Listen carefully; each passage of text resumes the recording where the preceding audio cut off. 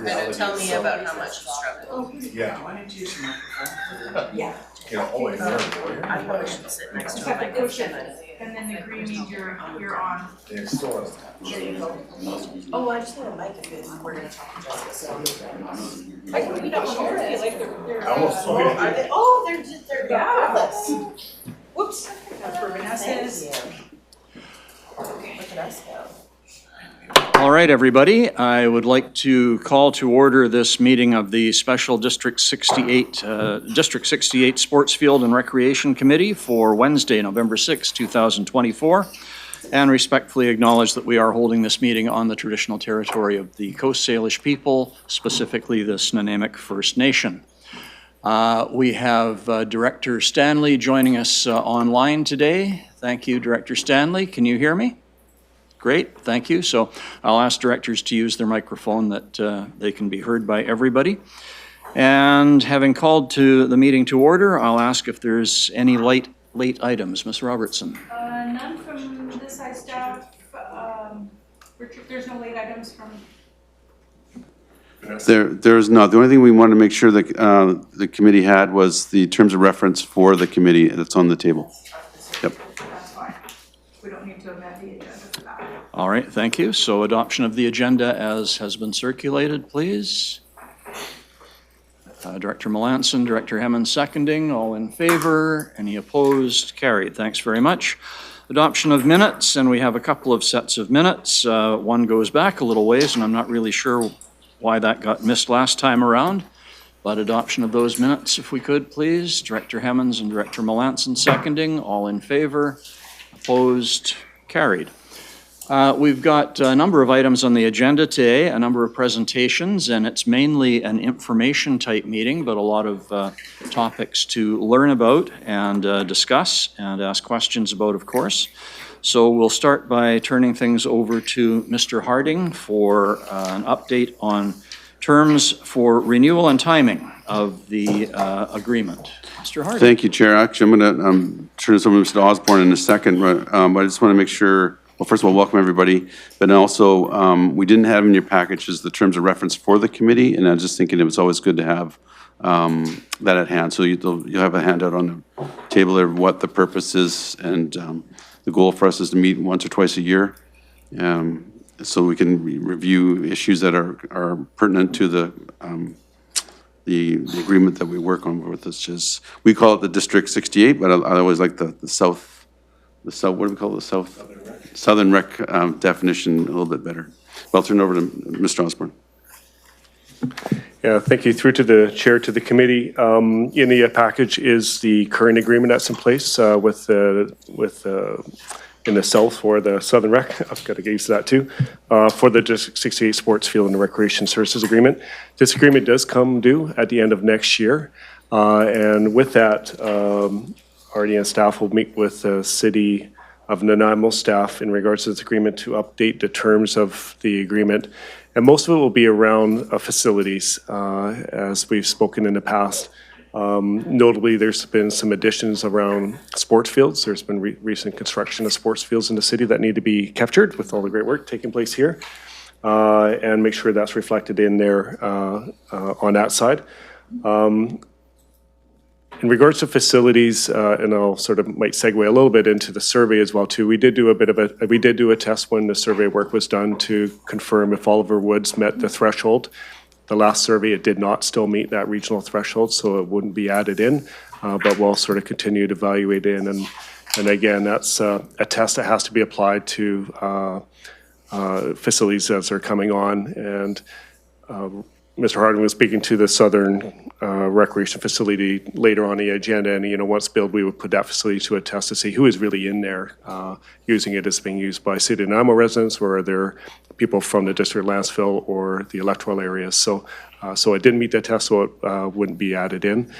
The sports fields and the other recreation centers are pretty straightforward. We know where the teams are. We have the good data where people are forming those user groups that are using those facilities, and So I don't see too much changing on that end. So it really be a work amongst staff that we would then bring back to our respective city councils and boards. And I'm using councils plural in this case because we actually have agreements in the north as well around sports fields, not recreation facilities, because the RDN is the operator of rec facilities in the northern half of the regional district, Oceanside Place and Ravensthorne Aquatic Center.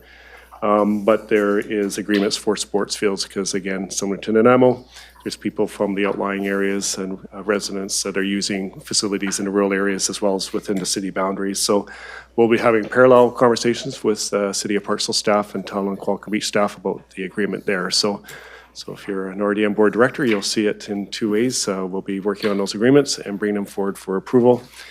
I would anticipate we'd like to do this in the first 2 quarters of next year because it does have budget implications, and we all know we're all into the budget conversations right now, and you'd like to get that in order to know what are the implications of that. So with that, it'll be amongst staff, and then work closely with Mr. Harding and the CEOs in the northern half on these agreements and bringing them back. So happy to answer any more questions that you may have on this agreement. Yes, Director Craig. Yes, so Director Stanley can hear us. Thank you. Like that? Yep. Okay. Just curious about the sports field. Does that also require the test of regional use, and how is that calculated? Yeah, through to the chair to Director Craig's question. Right now, I have to say the assumption would be that all the sports fields are being used by regional residents in regards to how they're being factored into the agreement. I'm thinking ahead to what your next question would be, and that may be around Rollo, for example.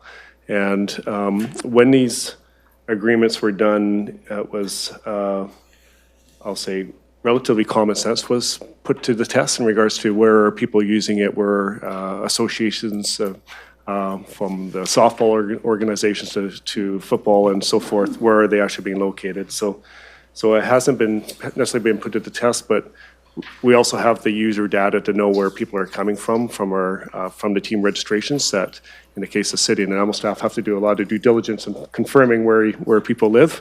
And that data is certainly available if it needs to be confirmed as well, too. Director Melanson. Thank you, Chair. Mr. Osborne, I'm just curious, when we receive the data, if it's an independent operator like a society, do they have to keep record of who's using their fields and provide it to us for that purpose?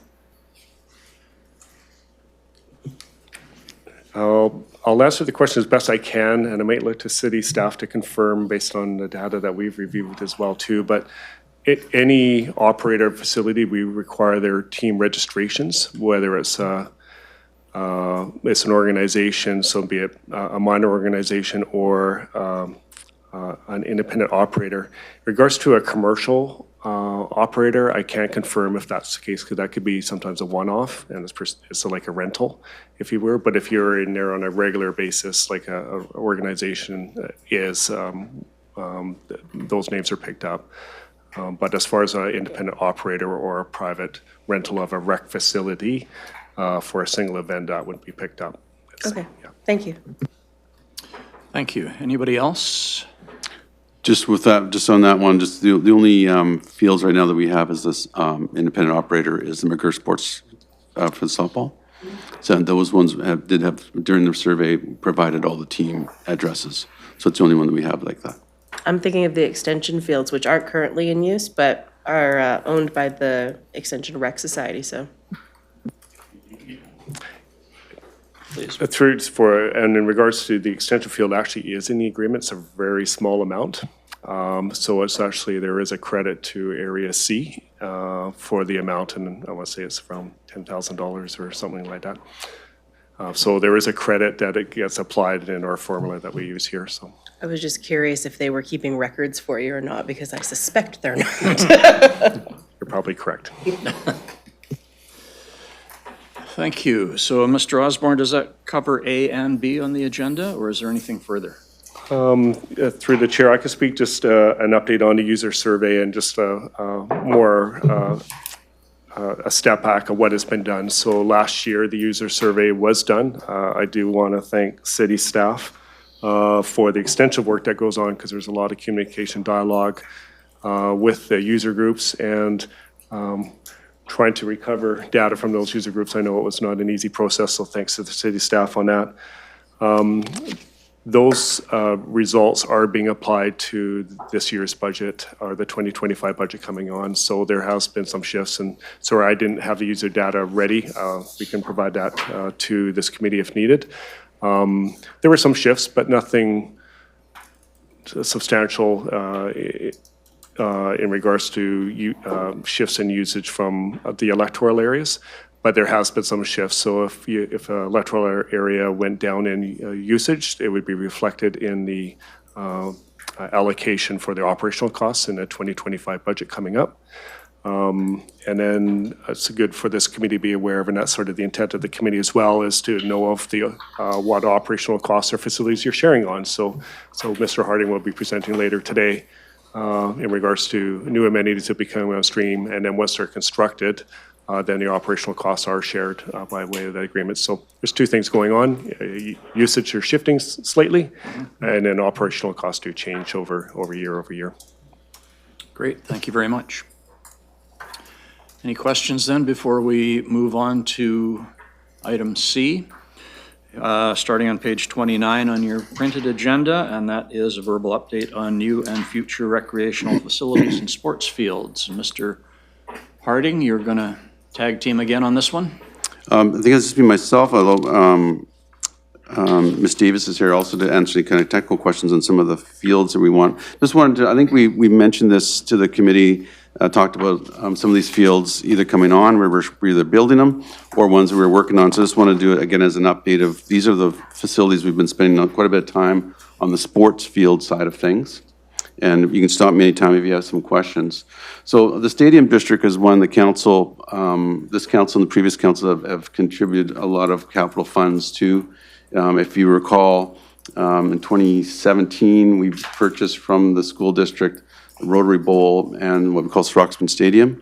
At the same time, then we went into negotiations and built what we now call Quinnipiac Stadium, which is the NDSS community field, but it's also the stadium. So there's a number of capital projects that have gone on over the last 4 or 5 years. The Soroxman Stadium alone was probably $3 to $4 million into that facility to get it to the stage that it is. A number of upgrades have now gone on to Rotary Bowl to a point where we can host national track and field events. This year we did the BC High School. We did apply for the national events. We were very close of getting the Canadian Nationals this year, but we just missed out on it. We continue to go for grants. So the Rotary now can host any type of national, provincial type of track and field event. And then Quinnipiac Stadium, again, is one where there's a number of different activities can go there, from high school football to Canadian football. So junior football is there, field lacrosse, soccer. And this last year, the Nanaimo United started their 2 semi-professional teams that are working out of there. The junior football, the Raiders are out of there, as is VIU, and then high school football. The hours of use continue to grow there. We're probably over 3,000 hours of use just on that one field alone. Soroxman Stadium has the lights now too. It's our first major lit field. So the shoulder seasons for Soroxman have been helpful in extending it, with the goal still in a few years to artificial the field so we can get year-round use out of that for the baseball community. So lots of things are happening with these facilities, and then we'd stop if there's any questions on anything specific. On that. Yes, Director Craig. Thank you.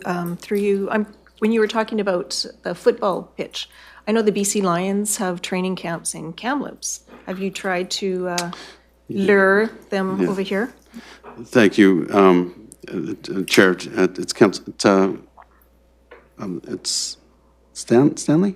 Craig. Sorry. I don't know how many people. Stanley's up there. Yeah, Stanley's up there, and I knew I had my notes here, and I had them mixed up, so, yeah, sorry about that. Yes, actually, we're hoping to, we've been talking to the Lions. They have signed another agreement with Kamloops for another 3 or 4 years, but we are in contact with them, because now with VIU, with what we have at Quinnipiac, as well as the other amenities we have in the stadium district, we're really competitive to be able to look to see if we could host their training camp.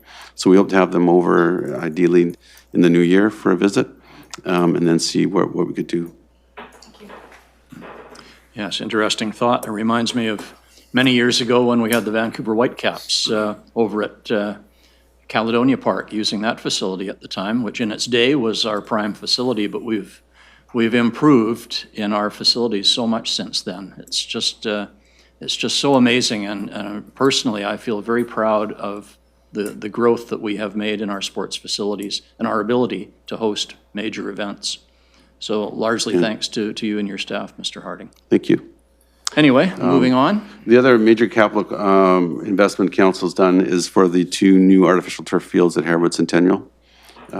So those when we met last time, we were just under construction.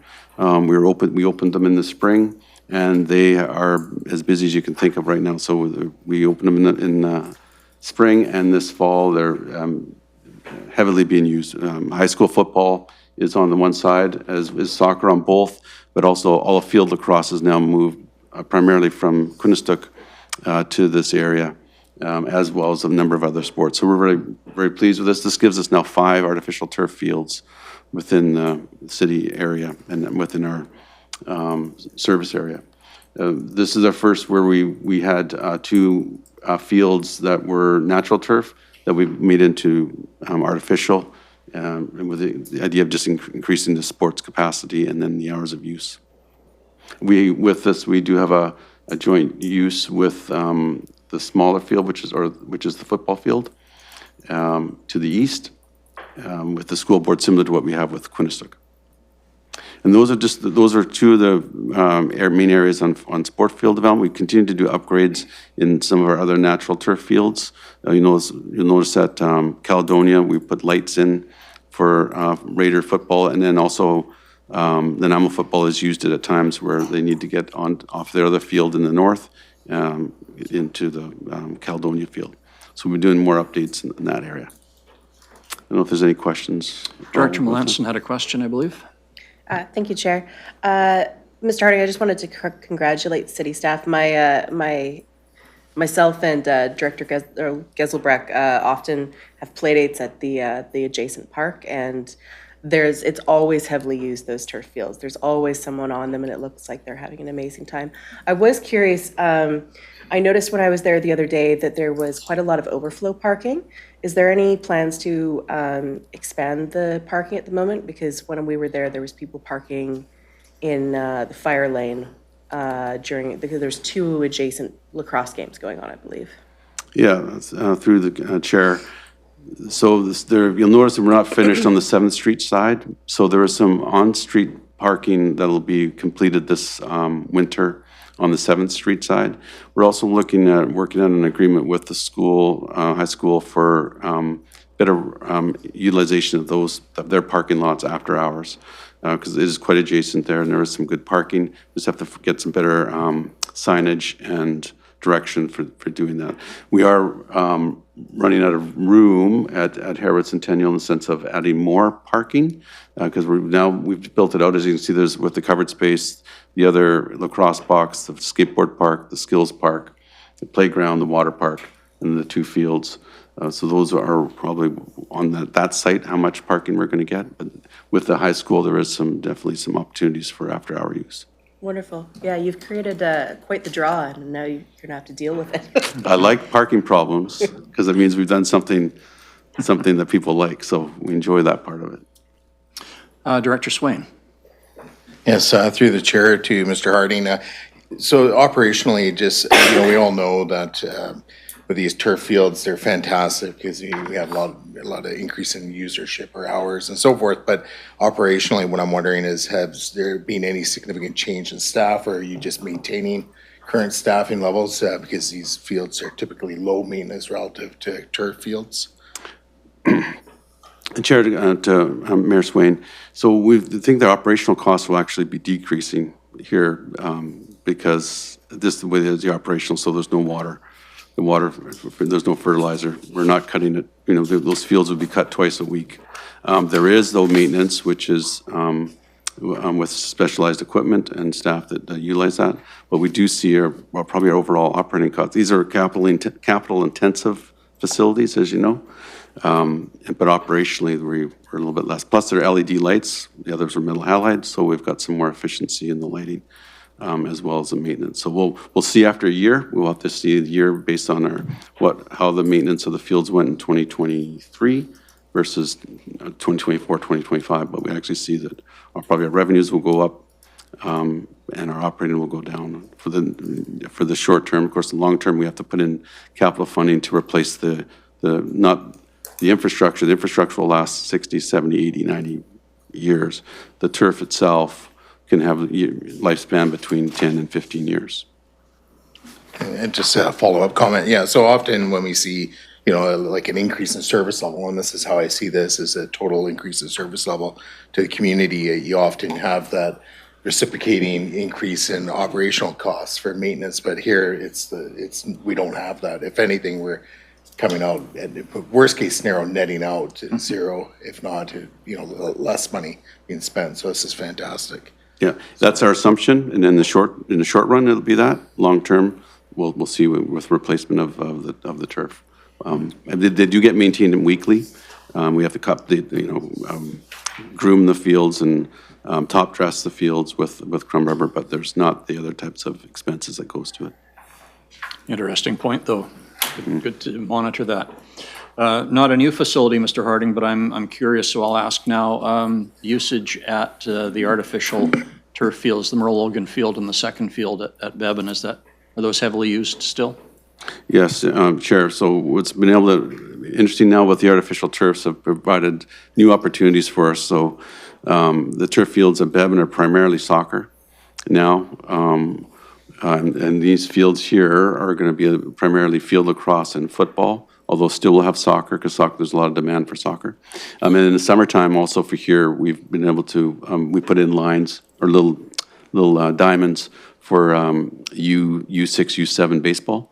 So we'll have baseball, and you can do some U7 or junior softball here too, but primarily for baseball. So you'll see these fields used for a variety of different sports. So, but yes, so with the artificials, it's helped us to put some groups specifically with their sport in those areas, if that makes sense. But so the hours of use at the turfs at Bevan are just as busy, just more focused on soccer. Right, interesting, thank you. All right, anything else from committee members, or we'll let Mr. Harding continue?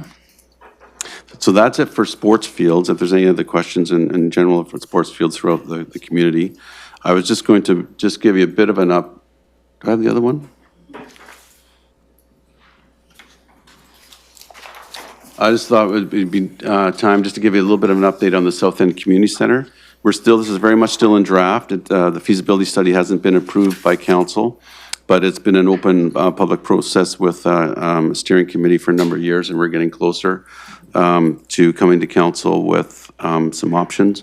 But I thought it would be a good update, and maybe there's some questions from board members on it. South End Community Center is one that's been talked about really since amalgamation, I think in 75. I wasn't here. Some people think I was here, but I wasn't. I was still very young, very, very young. But definitely since the 2005 master plan and then the 1996 master plan, PRC master plan, a priority of putting a South End Community Center, recreation center, has been in the books, and it was reconfirmed again through city plan, which is also our updated Parks, Recreation, and Culture plan. So it is embedded in the city plan. So the need for the community has definitely been supported through all those years, as well as updated planning processes.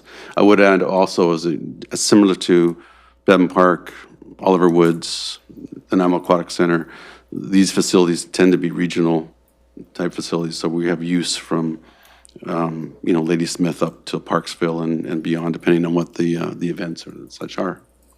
So this one looks confusing, but through the steering committee, we looked at a number of types of uses that could be put into a new community center.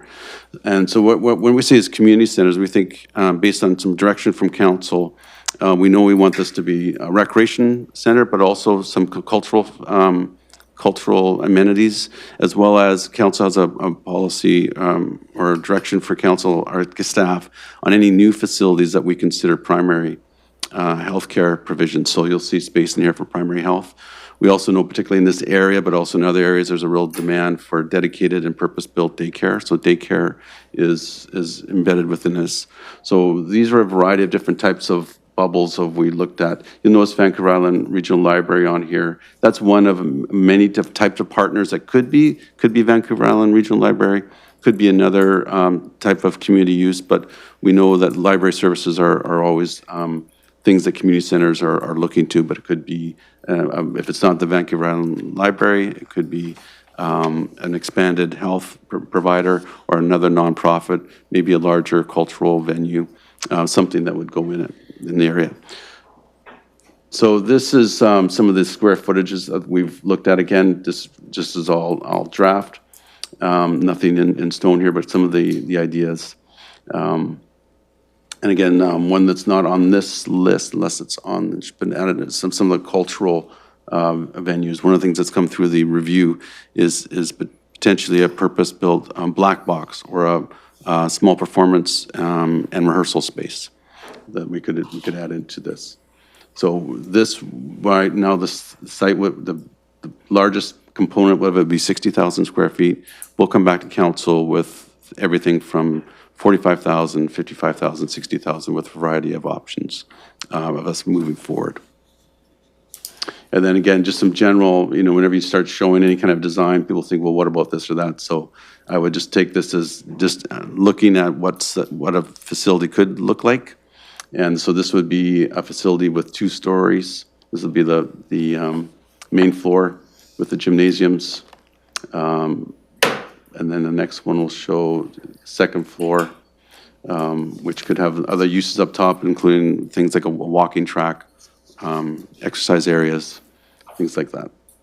So again, still very conceptual, but the concept of a true community center is well established, is something we want to achieve. And the south end is the general location.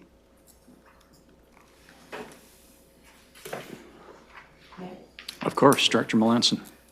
Thank you, Chair. Mr. Harding, I'm just curious, have we considered doing any collaboration with the CDC on this project if we're including primary care as well as childcare? It seems like a natural fit. So you mean Child Development Center? Yes. I don't think we've reached out to them directly, other than when we went through the city plan.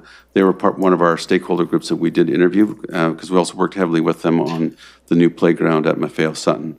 So as we move through working towards those partners for primary health care and daycare, we'll definitely reach out to them as a partner we've worked with before. Wonderful. I think it'd be a great opportunity, especially considering some of the poverty in the area. It'd be nice to make it more accessible for families to access that resource. I have a quick follow-up. Sure. I'm going to confirm an assumption here. I assume that we're also building this into our new transit strategy as well. So based on city plan, one of the goals of the city plan is to build facilities in what we call urban nodes. So Chase River area is considered an urban node, and one of our site selection criteria is that we could do a bus transit exchange near or on the site where we would put the community center. Wonderful, thank you. So if I may, Mr. Harding, and I recognize that we use the term community center as opposed to activity center. I guess my only sort of qualm is that we try to be all things to all people. And I'm curious about what types of activities you see this facility being able to host.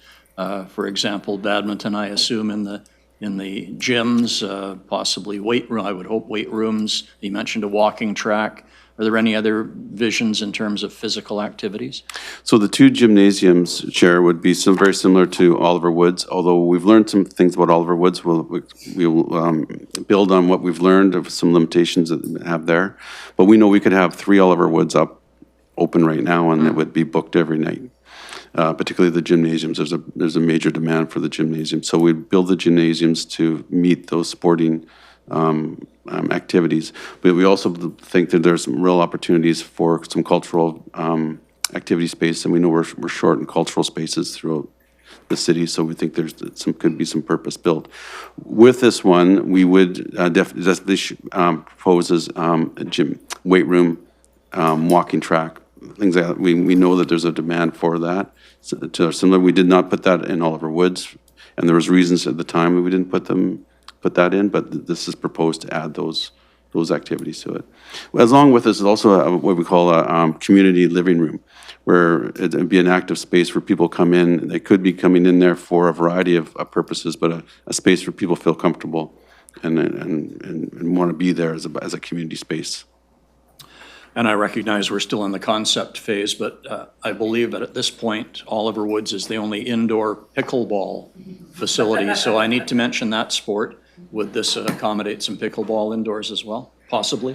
Yeah, yes, so back on the gymnasium sports side, it would host all those things that we're hosting at Oliver Woods now.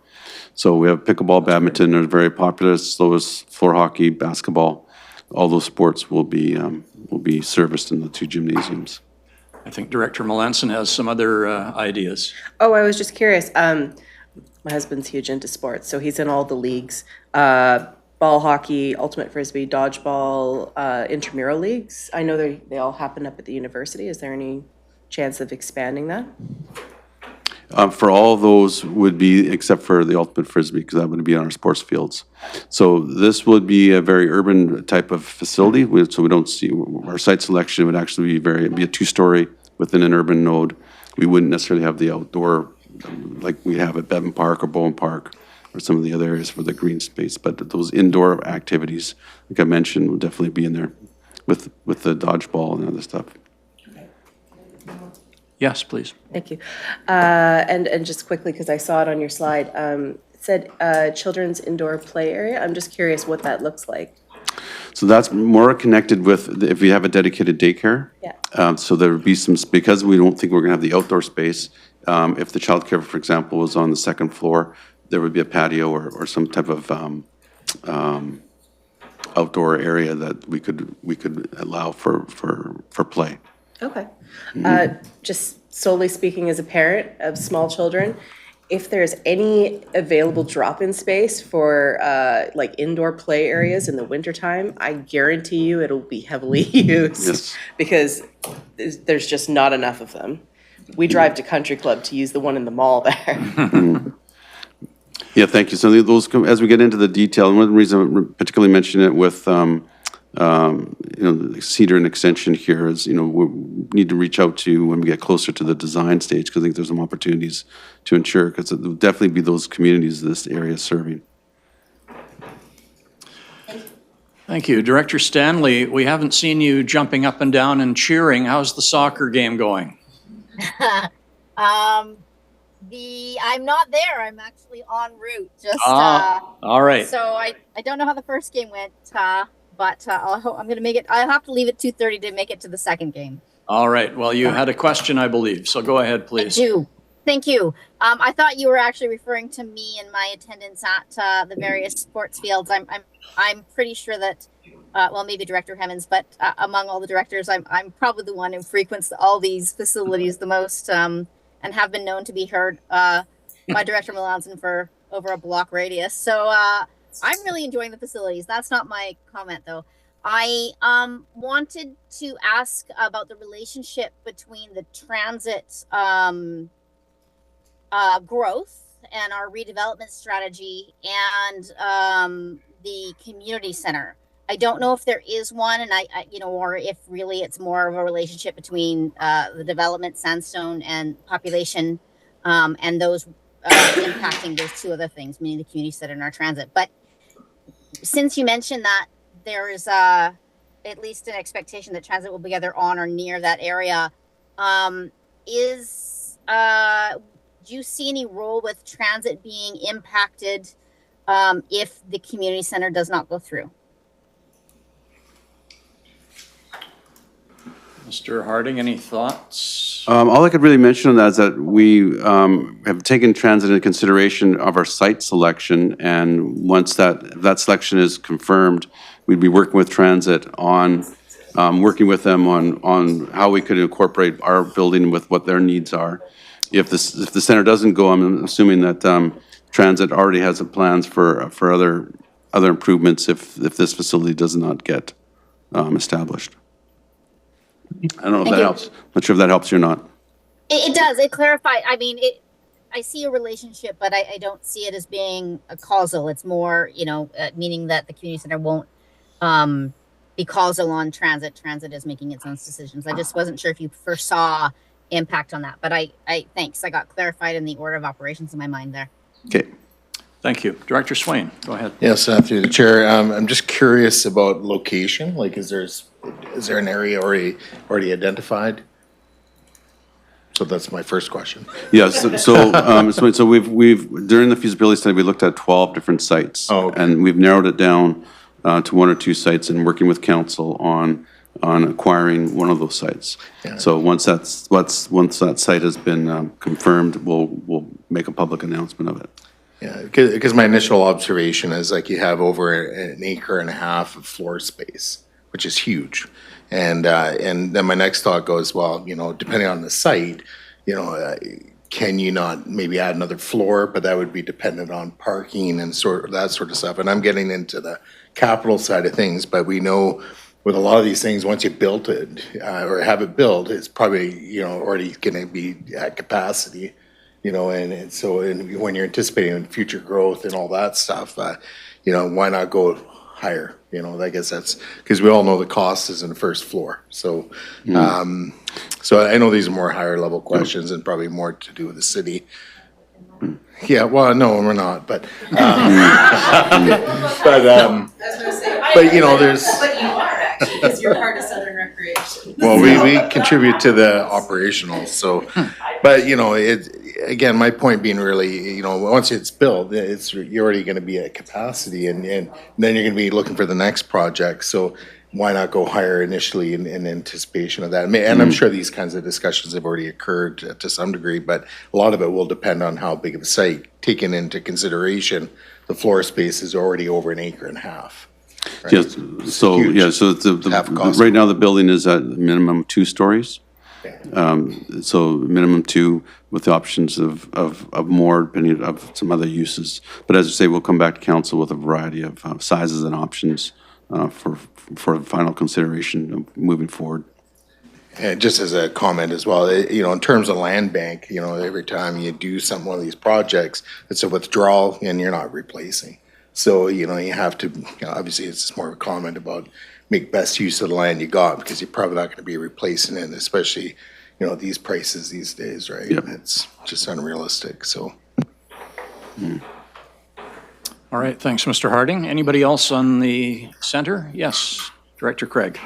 Thank you. I had the same question as Director Swain about location, because I thought that something had been narrowed down. But so when building a significant capital project like this, which also will add a fair amount of operational costs associated with it, which we are participating in, and maybe Mr. Osborne is better about, there must be a kind of like a timeline after it's built before you figure out who is using this. I mean, it sounds like there's going to be probably quite a bit of usage from the south end.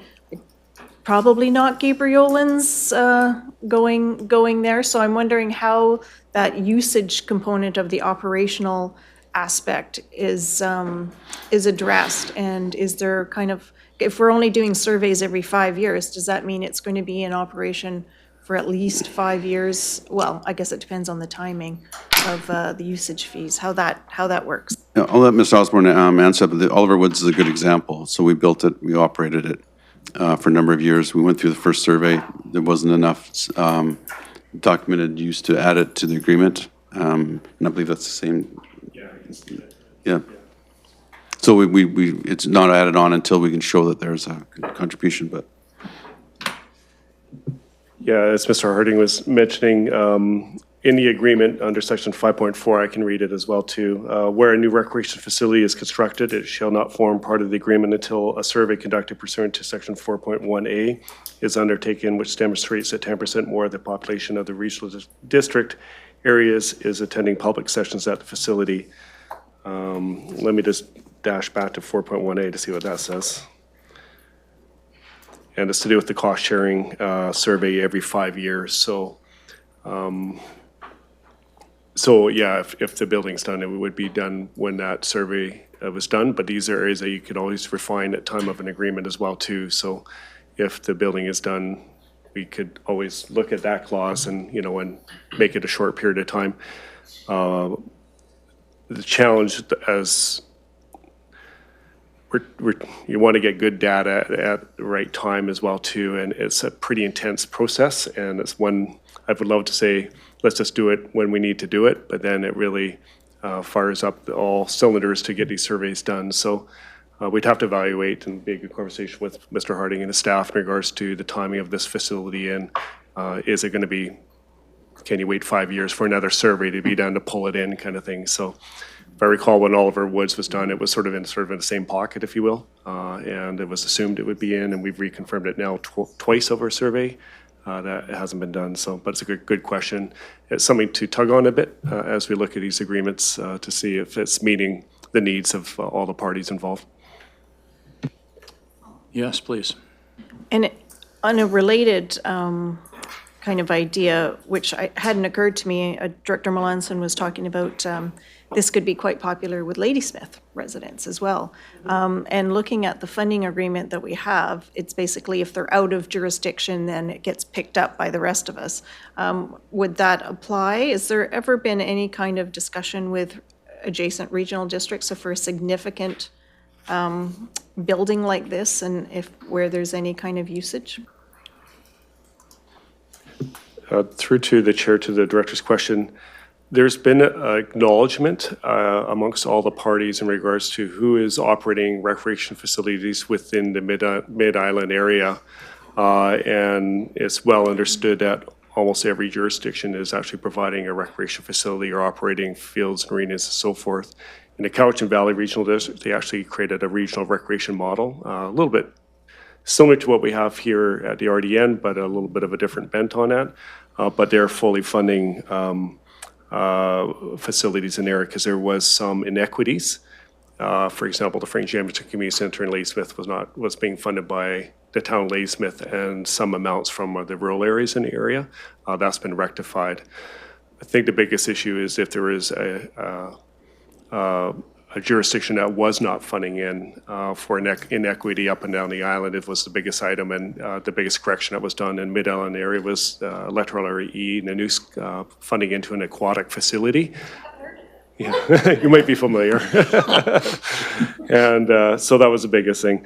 As far as funding outside of a region, that hasn't been talked about. It's more a balance of there is people from the Cedar Yellow Point area using the Frank Jamison Community Center as well too. There is people from Port Alberni coming over to the Raymond Aquatic Center, for example. People go where they want to be, or if there's grandkids or their work is, they will be there. So I think it's that isn't a can that our sector has opened it up too much in this area, mostly around, I think, the lower mainland area has been the biggest challenging area. But within regional districts, as Mr. Harding and myself know, the RDN is actually out front on that one, and we just had that one item to correct, and it's been brought on stream in regards to pool funding. And just, yes, Director Craig, go. This is just a curiosity, but when you were talking about performance space that's been identified, I think I recall I was hearing that the Port Theatre was going to be expanding to include practice space like that. Am I wrong, or you just see the need that's so broad that you'd like to expand that? Yeah, Chair, Director Craig. So, yes, we're actually working with a number of cultural groups on this concept, including the Port Theatre. We realize that there's need for cultural space throughout the community. They definitely have that as one of their longer-term projects, and they've tried it a couple times to get it in. But so when opportunities like this, so if this does go forward, we want to make sure we take advantage of building times, and we can actually add some other type of amenities. If that, but that's definitely still been and is a goal of the Port Theatre. Okay, thank you. Thank you very much. And going back to your first question, Director Craig, which I thought was a very interesting one, if I'm hearing the response correctly, assuming that the community center eventually gets built, it sounds like the city of Nanaimo will be on the hook for the financing for several years until we have a chance to determine what user groups are taking advantage of our fine facilities. And fair enough, but I want it noted, I think that I heard Director Melanson offer to pony up right away. So we'll take her up on that. I was going to say that I actually think that this, like, just based on my community, I won't speak for anyone else's, but I know my community would use this. And I would be comfortable amending the agreement to pay for it until a survey could be done. Well, that's very altruistic of you, and thank you. I hope everybody is as community-minded. On the record, I know that. Well, Chair, and I think what Mr. Osborne has mentioned earlier is, as we go into update, which is relatively an old agreement, and things have changed, those types of ideas and issues can be discussed at that time. And we've inspired Director Stanley to chip in as well, maybe with some bucks. No, I was just going to offer that if people wanted to pay for the South Wellington Community Center, which is funded by Area A, that we would be most interested in that. So just thought I'd add that. Thanks. Obviously, I've opened up a can of worms. I better try and seal it again. Anything else on the South End Community Center? Very exciting project, still a long ways off, but we've made a start. Good. Let's move to item E then, expansion of the Civic Merit Awards and Culture Merit Awards program to include electoral areas A, B, C, and the District of Blancheville. Mr. Osborne, do you want to take this one? Yeah, thank you. Through to the committee. This has been an item that's been spoken about certainly at a staff level for a few years, and it does come up around recognition season, if you will, which is about now, because it's taking place both in at the city of Nanaimo, but also in the northern part of the regional district. Just as a bit of a background, the city of Nanaimo's had their Civic Merit Awards and Cultural Merit Awards program in place for quite some time. And so much so, the RDM, we modeled off of that and implemented in the northern half of the regional district. So there is a similar type program in place. We'll be in 2 weeks' time or 3 weeks' time doing that in the Oceanside area. And for that, that's electoral areas E, F, G, and H, and Town of Qualcomm, City of Parksville. Because of the uniqueness of the city of Nanaimo being a primary operator of recreation, if you will, at a centralized area, including the sports fields and around the cultural area as well too, we do get requests from the community at time of recognition of those performers or athletes that are being recognized that live within the city limits, but those that are outside the city of Nanaimo limits are not included. So it makes a bit for a challenging situation if you're on a sports team or in a choir or whatever it may be, that your fellow people that are with you are being recognized, but you are not.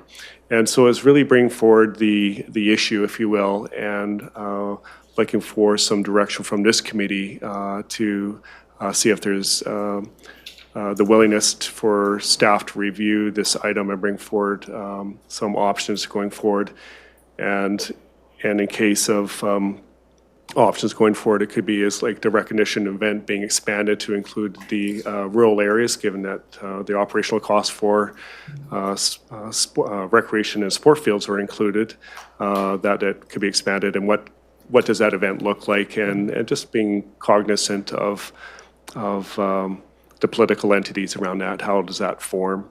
And the same can be said on a cultural side as well too. We've got some amazing performers and those that are recognized on a provincial, national, and international stage in the cultural sector, how could that be done as well too? So just before that, we were talking about sports fields and recreation, which is obvious, but also the cultural side. And though not captured in this agreement, the regional district does fund the Port Theatre, for example, not under the survey, it's under by way of a bylaw. That funding is going into that, but recognize that the cultural sector is much broader than what you see at the Port Theatre. So it's really bringing forward. We do have residents in the region that do very well on those very stages, and some are being left out. And it's really just to see if there's a collaborative approach to undertake this, or a reset where it stays at the City of Nanaimo, and then at the RDN we'd have to look at another option to bring something direct to the board, for example. But they're all the same athletes on the same team or in the same choir, and it would be nice to capture it at the same time. So I just throw that out to the committee and the chair, and Richard and our staff have been talking. Mr. Bandman keeps riddling me and saying, have you talked about it yet? But there's been other things at play that we haven't been able to deal with this one. So something that has been coming forward. Thank you. So I'll kick things off by commenting that my observation is that the merit awards are very well received in our community, very popular, and I think very worthwhile in my opinion. And it certainly seems unfair to me that we would recognize members of a team that live in the city of Nanaimo, but for an accomplishment, but members of the same team that live close by in, say, Area C are not recognized or eligible. So this is something I think is worth pursuing. If I may ask Mayor Swain a question. Mayor, does Lancefield do any of your own recognition along these same lines or not? No, we do not. Okay, thanks. So this is something I think is worth considering examining, and I don't know if there's further discussion or if somebody cares to craft a type of directive motion to staff. But Director Craig, a thought? I'm just in favor of it. Thanks, Mr. Osborne, for bringing it forward. It's popped up a couple of times because we have some talented people on Gabriola that represent sports at provincials and things. And when I see these, I mean, you do a great job at the city of recognizing things, and I just like, oh, it'd be nice. And then the Oceanside area does a lovely job as well. So it would be, I think it seems like an opportunity to recognize all of our people in the area. If Nanaimo didn't want to include that, I mean, as Mr. Osborne said, I mean, I guess internally we could come up with something separate. But I would like to spend a little time investigating the awards options, but I don't know what that would look like. So I don't have a motion crafted. But Mayor Swain might. Mayor Swain I think his hand up first. Well, I was just going to get a motion on the floor, but who would we be directing this work to? Is this through to the RDN or through the City of Nanaimo? Mr. Harding. Staff would work together, Chair, on it through Mayor Swain, but it would be reviewing the city's current program and seeing how we can expand it. Okay, so I'll just I'll get the motion on the floor that the committee, the committee directs City of Nanaimo staff to bring back to the committee a report regarding the expansion of the Civic Merit Awards and Cultural Merit Award Program. Yeah, there we go. That's it. Thank you. Seconded by Director Melanson. Discussion on this. I'll look at Councillor Hemmons in case she had different wording or thoughts. Thank you. Director Craig? The only thing, I'm in favor of it, I'm just wondering if we should, there was the mention that City of Nanaimo staff work with the RDN staff to craft something like this, and it specifically referred to City of Nanaimo, but it might be redundant. We will liaise, because it's definitely been something that the RDN staff have identified as a weakness of the program for a number of years, so we definitely work with that. I would just mention one thing on the so council is involved, that the recommendation go to City Council to direct us to do the review. That makes sense. So I think we understand the direction. Chair? Oh, yes, Director Stanley. Yeah, may I? I just wanted to say, I mean, I am in support of this in theory as well. I would be interested to know the costs, but what my concern is that it wouldn't just simply be an expansion of Nanaimo's program into the other areas without reflecting the other areas. And so, you know, a consideration for Oceanside has such a great little name, right? Which makes it easy to incorporate the municipalities and the electoral areas.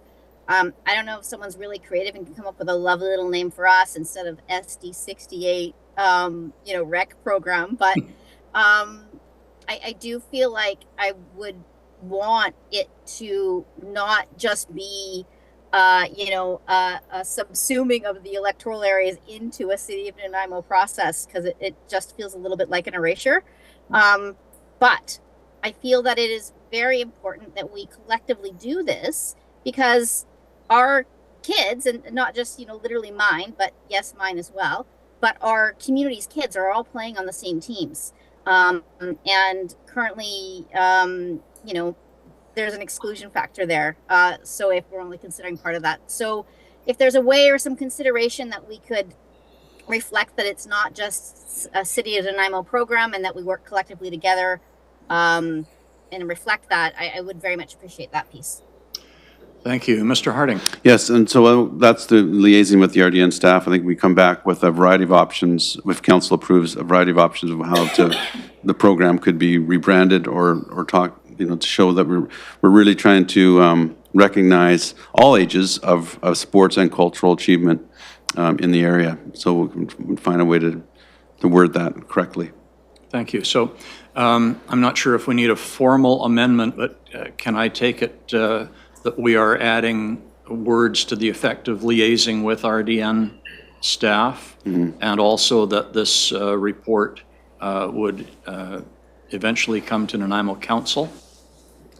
Yes, Chair, it would actually go to council to get approval for us to go ahead and do the update. Thank you. And then come back through the committee, and then back through the committee through to council. That's the intent I heard. Director Hammonds? Thank you, Chair. And just confirming, when this comes to council, there will be costs included? There will be a financial component that council will consider? The Chair to Councilor Hammonds, initially would be for us to do a review, and then with that review, we'd show if there's any costs associated, if that's great. okay. I'm just thinking, if we're going to rebrand and we're going to change any City of Nanaimo things, I want to make sure that we're doing that very intentionally and with everyone on board. Yep, so the review back would show if there's any costs. Thank you. Right, I sense people are in favor of proceeding with this, so if there's no other comments. Director Swain? Yeah, through the chair. So my feelings about having this rebranded, I don't feel very strongly in that regard, simply because a lot of the programs our youth are engaged and happen to be in the City of Nanaimo by City of Nanaimo associations and so forth. So it's like asking to rebrand the whole thing. I think this is just a way of having, obviously, the kids all included and increasing inclusivity of the actual program itself. But I think, if we want to title it District 68, whatever, to me, it's not a big issue. It's really about, allowing, kids to get nominated and share in the, successes and recognition. So it's that simple. There's no point in making it more complicated, because we would have to rebrand everything, all the associations. There'd be no end. Thank you. Thank you. Director Craig? I agree with the mayor. However, I do think it's an opportunity. Oceanside, such a nice thing. Can't we come up with something for the south? When we're talking about all of us rather than SD 68. I don't know. Seems an opportunity. But. Might be a conversation that goes beyond this committee, but interesting thoughts. All right, I'm going to call the question on the motion. I think we all understand it. So all those in favor, please. And any opposed? I see none opposed, so that carries. Thank you, Mr. Harding and Mr. Osborne, for that. And we'll move on to item F, verbal update on Electoral Area B Parks and Recreation Master Plan. Mr. Osborne again. Great, thank you. This is just to make an awareness to this committee of the work that's going on on Gabriola and Electoral Area B, and I use that in two ways, and that's the way the regional district is funded. We are undertaking a recreation and parks master plan on Gabriola and Electoral Area B.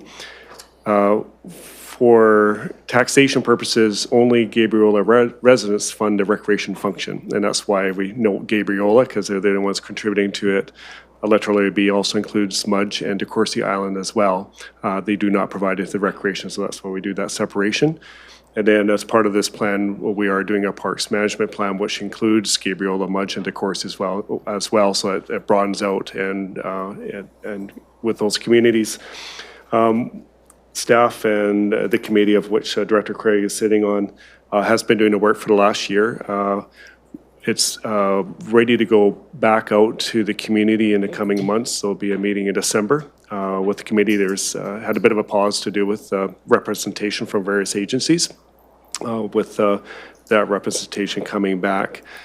So you will hear a reporting out of the findings to date. And that will give this community an idea of what is taking place in that area, how they're looking to grow and expand, I'll say, on the recreation side on island facilities, and some of the challenges of growing on island facilities. So we use pools as an example. Yeah, would be something that everyone would love to have, but there's reality of where and how much and who to staff it and all that sort of fun stuff. So that is going on, but it's providing a plan for the Gabriola community to work their way out. And then on the park side, of course, Gabriola is very active on the park side. It is one of a key element that they embrace on the island. It's supported heavily. We've seen that over the years, and it's certainly in place right now. And there's some challenges on the island because of sports fields are at a premium or non-existent. So the local sports field is on the school district field, and it's getting overused. Therefore, those playing soccer cannot use that field.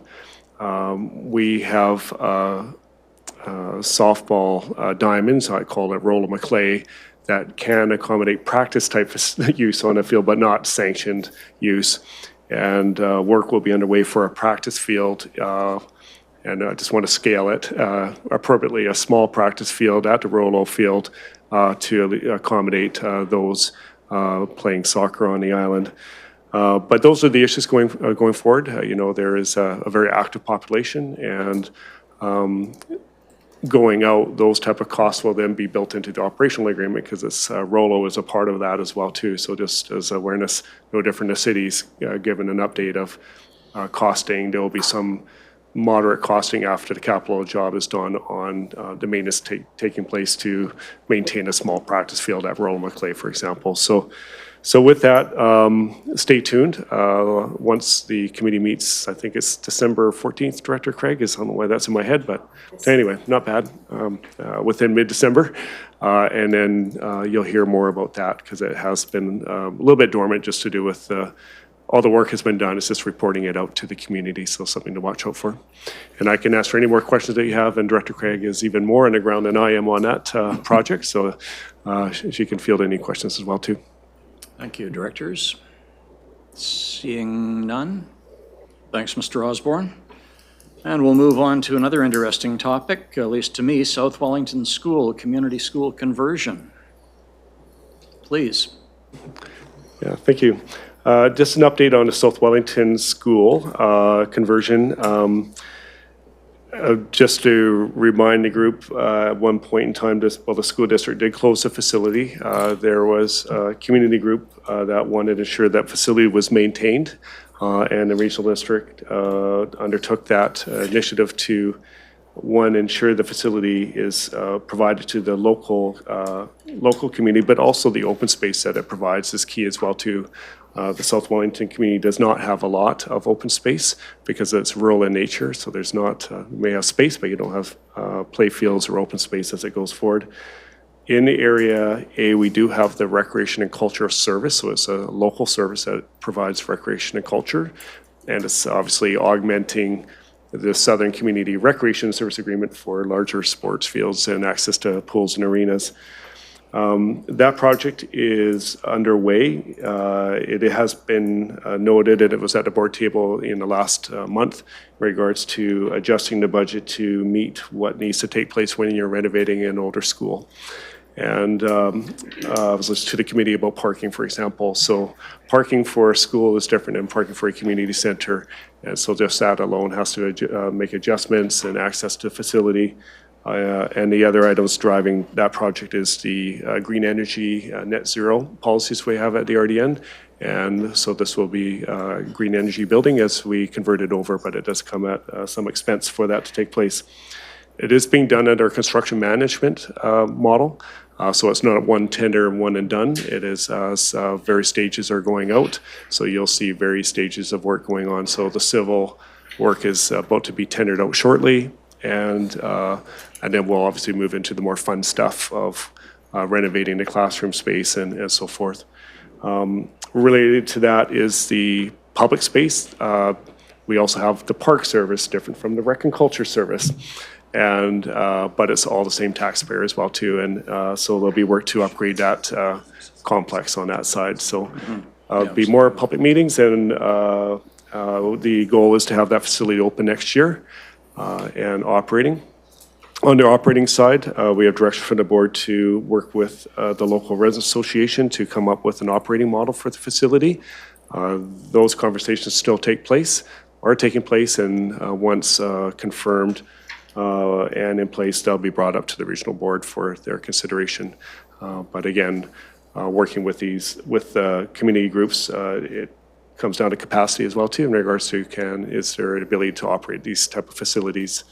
And then last, I mentioned we do have the rec and culture service. So we have recreation coordinators and staff in place, and they would be based out of this facility as well, and will help augment our services going forward.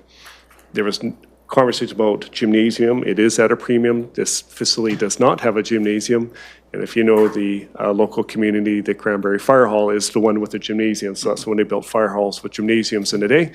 And even when that school was operating, the school kids used to go to the fire hall for their gymnasium. So it is classroom open space, public meeting space type that is being renovated and brought online. And that's the update, Mr. Chair. Thank you. Director Melanson. Thank you, Chair. I'm not sure if I'd direct this to Mr. Osborne or Director Stanley, because I know you've got your finger on this as well.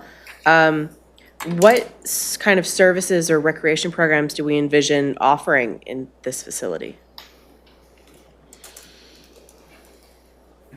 I can grab that one, and if Director Stanley wants to augment it as well too. So we do have a recreation and culture programmer out there, so it'll be from all age groups. We provide those services from preschool, children, youth, and adult type programs. When we're working with the community group, we also sort of did a business exercise on how they see it being used as well too for their community. And we're right in the throes of, are we a tenant in a building that will landlord and will provide space, and they're making it available for other community groups to rent, as you do see in community halls, or whether they be more active. And that's where we're in a conversation with this community group right now as they determine their own capacity and what they're looking to undertake. And then on the regional district side, we'll determine, do we need to throttle up or throttle back depending on what role they want to take in regards to filling the classrooms, if you will, or filling the new space being created. Okay. May I follow that up? Please. I'm curious about what demographic we're hoping to serve with this community center. Like, are we providing more children's programming? It's more cultural, seniors entertainment? Like, what is the goal for this? Yeah. I'll answer the first question, and then I'll look to Director Stanley with the multiple hats that you've worn on this one, on what the vision of the community was for the facility. But it would be for all age groups as coming in. But maybe Director Stanley can speak to the visioning of the community when the facility was brought online. Yeah. So to answer both questions, I think ultimately the answer is going to lie in that operating agreement. Right now, it feels like there's a bit of a different kind of approach between the community organization and what, role government would traditionally play in these centers. And so how that lands and falls out, I think will have a big effect on what is offered. Because I know the Community Association was really looking at it from a financially prudent perspective of more of a renting out the facility to service providers as a means to becoming, financially viable. From a slightly more business-ish perspective, but from a community kind of service view. I don't know if I'm making sense on that. So part answer is it's going to be determined by that operation aspect, but I believe regardless that there will still be some RDN rec programming offered and will always be consistent with that RDN rec programming offered. From a visioning perspective of what SWACA originally wanted was absolutely to serve community need. There was a survey done. I did conduct the survey. So it was number one issues were the sports fields and that outdoor sports and recreation activities. Secondary was indoor kind of more sports and recreation facilities. And then as well, kind of arts and cultural opportunities, community meeting events, and then some other aspects like, there was hope for a community library, like a free library or things along those lines. So really at the core to serve community need with hope of also childcare, of course, is always a big one. There is currently a school that's wanting like not an SD 68 school, so lots of interest, but I don't know what's going to land in the end. But that's where it was intended, was to kind of really facilitate what the needs were in the community and offering a gathering space as well, like similarly like that community living space that was talked about by Biden and Milo. Thank you, Director Stanley. Thank you. Thanks, Mr. Osborne. Anything else on this topic, committee members? Then we move to the Parks Q3 update. Again, Mr. Osborne, it's your show. I think we're all on the home stretch here, so including me. Those directors are aware of these type of reports. They do come up through our Parks and Open Space Advisory Committees and up to the regional board on a quarterly basis. The timing was great. This committee was being formed or to meet, and we've added this report onto this agenda. I'm just looking at page 38 of the agenda, and I'll just sort of maybe run through some of the elements that the RDN is working on. Again, that's tied to the recreation and sports field side, and as well as some other improvements. But in this Cedar School area, we're actually working very closely with the school district to further improve the sports center, if you will, in that area. We do have the skateboard park in that area.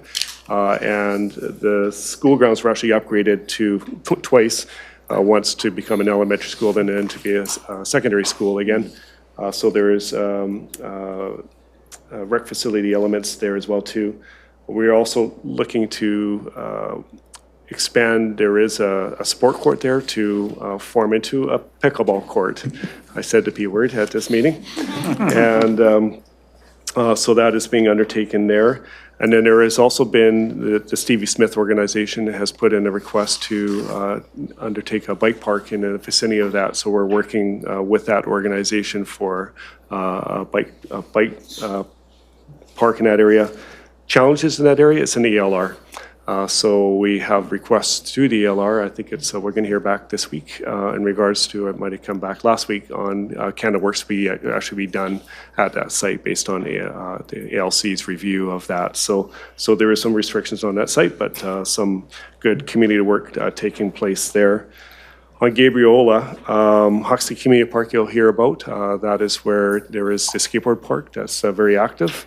And a very active sport court, as well as tennis courts are being done, but there's a work being done to upgrade the storage facility at that site, but another heavily used park. And I've mentioned as well the sports play field being constructed at Roland McClay, so that's being undertaken. not sports related in Area C, but I highly recommend you go check it out. And that's the Anders Dorst Community Park is one, and it's around accessibility. And we have a really good initiative out there, and three-dimensional accessibility for visibility, as well as audio as well too. We're still working on the audio component. And interesting story, Ms. Anderson Dort.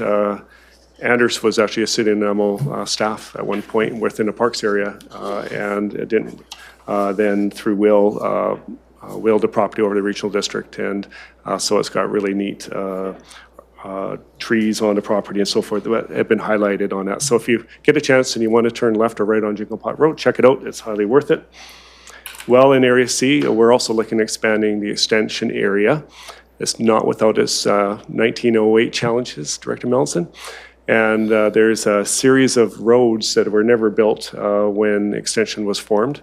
So it may look like we are working with the local society there to expand the complex there.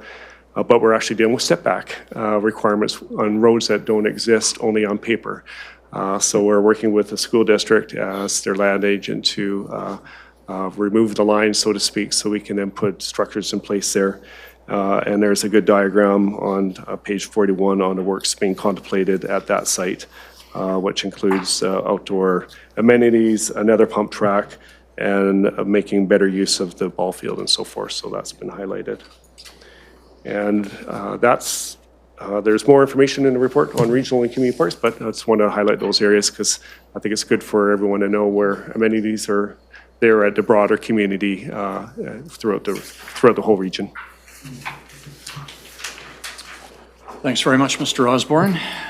Any questions or comments from the committee? Yes, Director Melanson.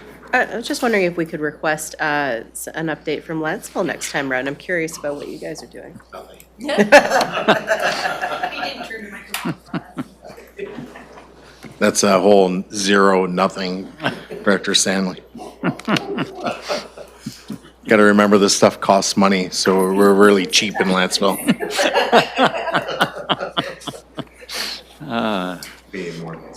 All right. Yes, Director Craig.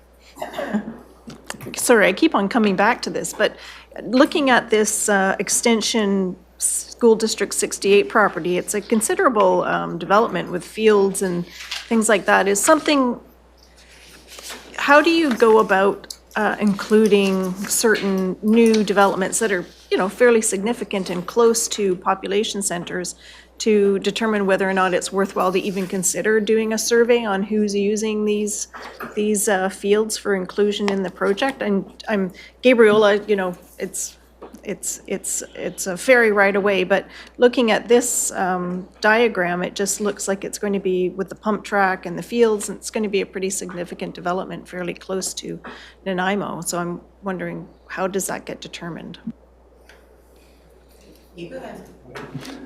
Good question. In regards to the type of services that are being here, I'll say are primarily locally based, if you will, right down to the pump track. That's not like a racing track that you would see at Bevan Park. It's more a local track for young riders where they don't have to travel down the roads. And I should clarify as well,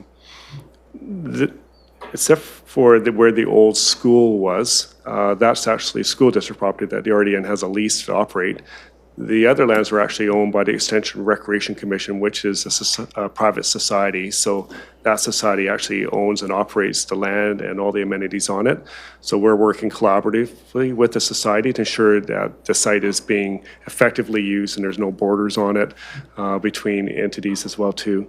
But for the most part, it's improving the field, which has been there for quite some time and is falling out of use. So it's actually repurposing and getting it back onto stream so it could be made available both for the local use and maybe for district type use, but there we go. But as regards to a community surveyor needs, Director Melson, I don't believe there's been any undertaking from the society on that. We're very lucky in Extension in that everybody knows everyone's business. So we didn't see the need for a survey.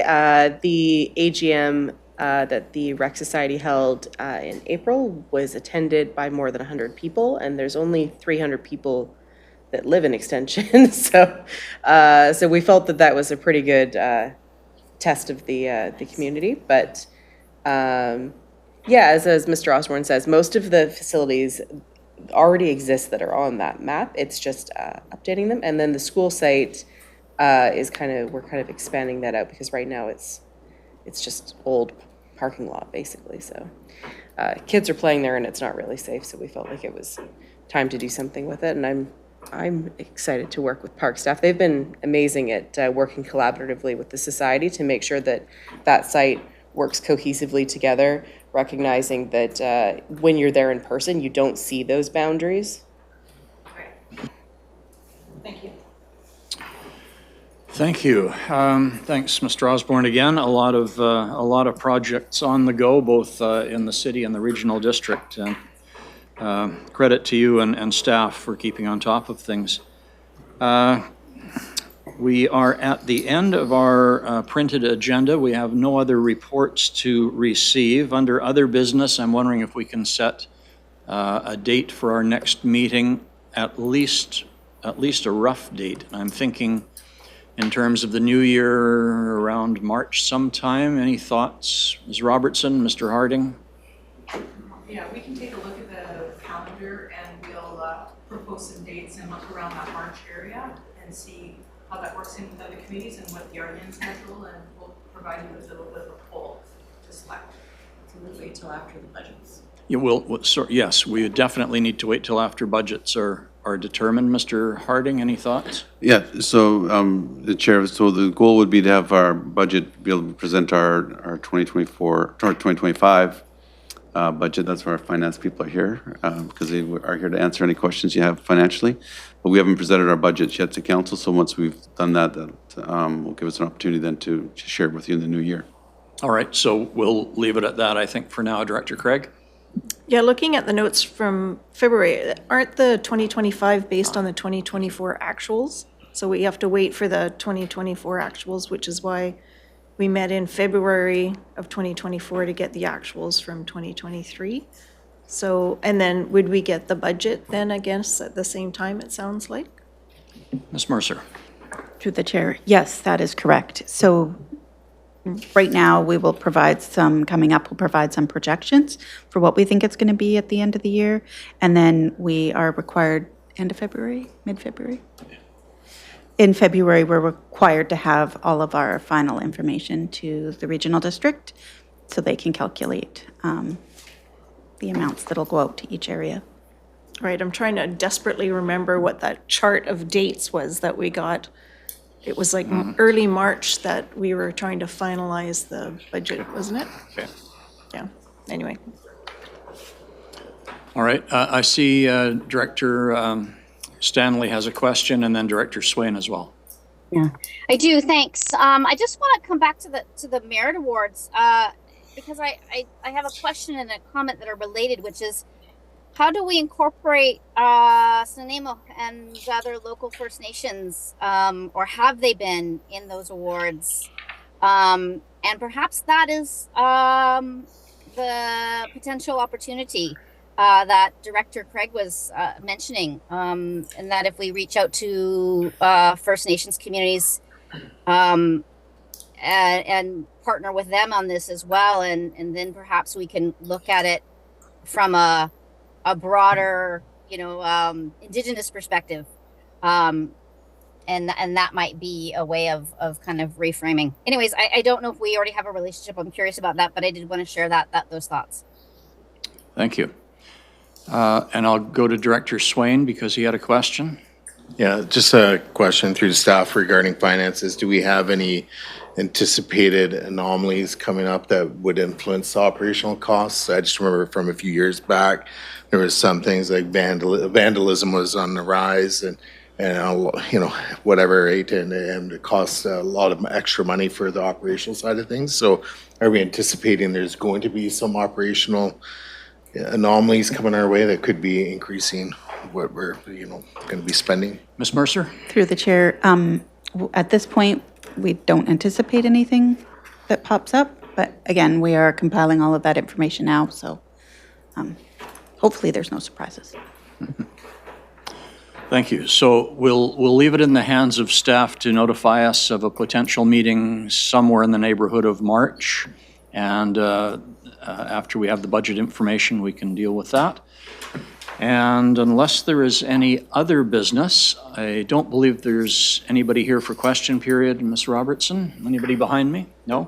All right, then I think motion for adjournment is in order. Councillor Hemmons, Councillor Melanson, all in favor? Any opposed? Carried. Director Stanley, enjoy the soccer. Thank you very much for taking time to join us. Appreciate that. And Cheer loudly. other members, thank you for your